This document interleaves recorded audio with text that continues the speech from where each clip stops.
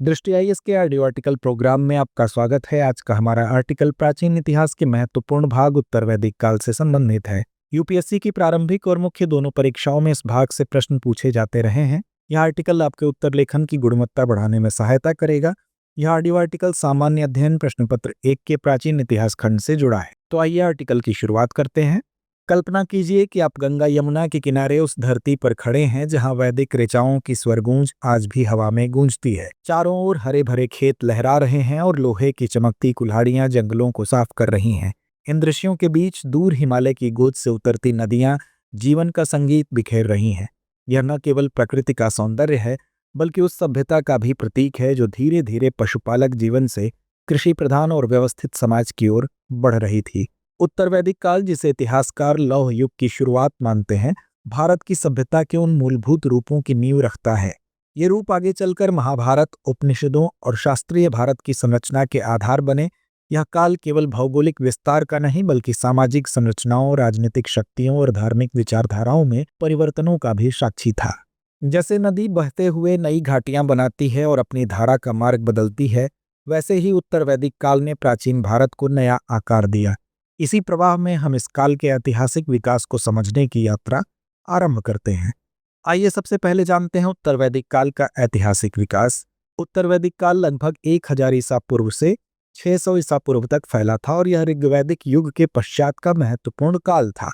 जहां ऋग्वैदिक आर्य मुख्यतः सप्त सिंधु क्षेत्र में घूमते फिरते पशुपालक थे, वहीं उत्तर वैदिक आर्य गंगा यमुना दोआब के उपजाऊ मैदानों में स्थायी रूप से बस गए। यहाँ कुरु, पांचाल, कोसल, काशी, विदेह और मगध जैसी बस्तियां पनपी जो न केवल कृषि के लिए उपयुक्त थीं बल्कि सांस्कृतिक केंद्र भी बन गईं। पुरातात्विक साक्ष्य जैसे चित्र, धूसर मृदभांड इस विस्तार की पुष्टि करते हैं। ये बर्तन न केवल दैनिक उपयोग के थे बल्कि सामाजिक जीवन और व्यापार की झलक भी देते थे।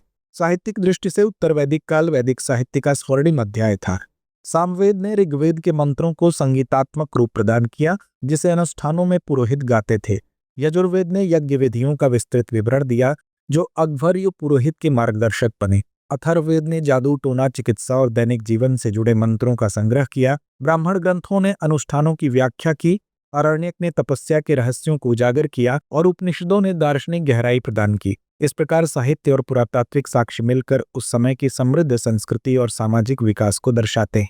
आर्यों ने अब हिमालय की ऊंचाइयों, दक्कन के वनों, अरब सागर और हिंद महासागर तक भूमि को जाना, जिससे आर्यावर्त शब्द का जन्म हुआ। मध्य देश और दक्षिणापथ जैसी क्षेत्रीय विभाजन ने भारतीय एकीकृत पहचान बनाने में मदद की। चलिए अब जानते हैं उत्तर वैदिक काल की राजनीति और शासन व्यवस्था को। उत्तर वैदिक काल में राजनीतिक परिदृश्य में बड़ा बदलाव आया। छोटे छोटे कबीले जनपद के रूप में संगठित होकर महाजनपदों में बदल गए। जनपद जनजातियों के निवास क्षेत्र को दर्शाता था, जबकि राष्ट्र का उल्लेख क्षेत्रीय सत्ता की अवधारणा को जन्म देता था। कुल 16 महाजनपद बने जो गंगा के मैदानों में विस्तृत थे।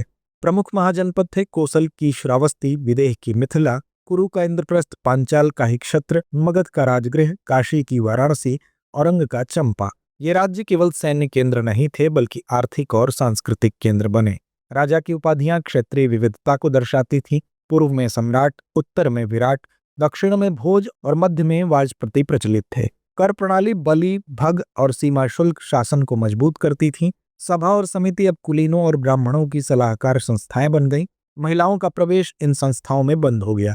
राजा को सहायता पुरोहित, सेनापति, युवराज, ग्रामणी और रत्न जैसे अधिकारी प्रदान करते थे। शुरुआत में राजा का चुनाव गुण और क्षमता के आधार पर होता था, पर धीरे धीरे यह वंशानुगत हो गया।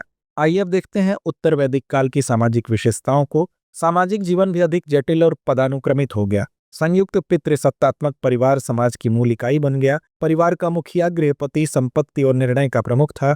गोत्र व्यवस्था का उदय हुआ और गोत्रांतर्गत विवाह निषिद्ध कर दिया गया, जिससे सामाजिक एकता मजबूत हुई। विवाह में एकल विवाह को प्राथमिकता दी गई, लेकिन क्षत्रियों में बहुविवाह राजनीतिक कारणों से प्रचलित रहा। वर्ण व्यवस्था स्थिर और कठोर हो गई। ब्राह्मण यज्ञ और अनुष्ठानों के संरक्षक बने। क्षत्रिय शासन और युद्ध के स्वामी, वैश्य कृषि और व्यापार के कारक और शूद्र सेवा कार्यों तक सीमित रहे। उपनयन संस्कार से द्विज बनने वाले उच्च वर्ण वेदों का अध्ययन कर पाते थे। महिलाओं की स्थिति में गिरावट आई, वे सभा समिति में भाग नहीं ले सकती थीं। संपत्ति में उनका अधिकार सीमित हुआ और बाल विवाह तथा सती के प्रारंभिक संकेत दिखने लगे। फिर भी गार्गी और मैत्रेयी जैसी महिलाएं दार्शनिक चर्चाओं में सक्रिय रहीं।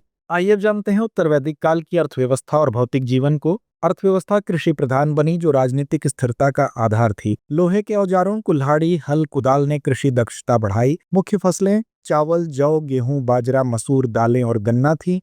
पशुपालन में गाय, भैंस, घोड़ा, बकरी और ऊंट महत्वपूर्ण बने। सिंचाई के लिए नहरें और कुएं बनाए गए। कर प्रणाली, बलि, भाग और सीमा शुल्क अर्थव्यवस्था संगठित करती थी। व्यापार बढ़ा और शिल्पकला में उन्नति हुई। बर्तन, कपड़ा, धातुकला, चमड़ा कार्य, लकड़ी की नक्काशी और चटाई बुनाई में प्रगति हुई। गांव मिट्टी और लकड़ी से बने और नगर जैसे हस्तिनापुर और कौशाम्बी उभरे। आइए अब समझते हैं इसके धार्मिक जीवन और दर्शन के बारे में। आर्थिक समृद्धि के साथ धार्मिक जीवन भी विकसित हुआ। प्रारंभिक देवताओं इंद्र और अग्नि का महत्व घटा, जबकि विष्णु, रुद्र और प्रजापति सर्वोच्च बने। यज्ञों का विस्तार हुआ। अश्वमेध साम्राज्य विस्तार का, राजसूय सर्वोच्चता का, वाजपेय प्रभुत्व का।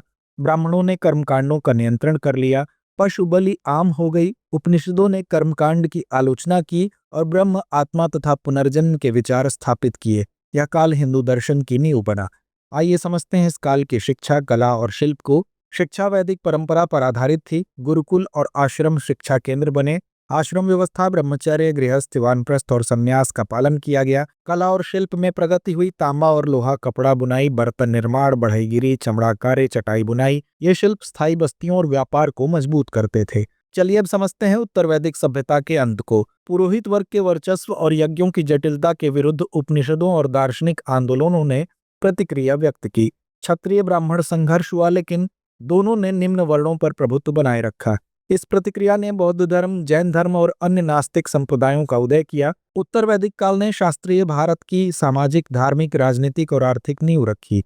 आइए अब नजर डालते हैं निष्कर्ष पर। उत्तर वैदिक युग ने छोटे पशुपालक समूहों को, महाजनपदों की शक्ति, वर्ण व्यवस्था की कठोरता, उन्नत कृषि और शिल्प, नई धार्मिक विचारधाराओं और दर्शन के साथ भारत की क्लासिकल सभ्यता का प्रारंभिक रूप दिया। यह वह युग था जिसमें इतिहास के हर आयाम, शासन, समाज, अर्थव्यवस्था, धार्मिक खोज, कला और शिक्षा आपस में जुड़े और संतुलित रूप से विकसित हुए। आज के भारतवर्ष की जड़ें, परंपराएं, संस्कृति और प्रशासनिक मॉडल इसी उत्तर वैदिक युग में सशक्त रूप से अंकित हैं। तो आइए चर्चा को विराम देते हुए नोट करते हैं आज का सवाल। उत्तर वैदिक साहित्य को प्राचीन भारतीय इतिहास के पुनर्निर्माण का महत्वपूर्ण स्रोत क्यों माना जाता है? स्पष्ट कीजिए। अब एग्जाम की तैयारी को और बेहतर करने के लिए हमारे चैनल को लाइक, शेयर और सब्सक्राइब करना ना भूलें।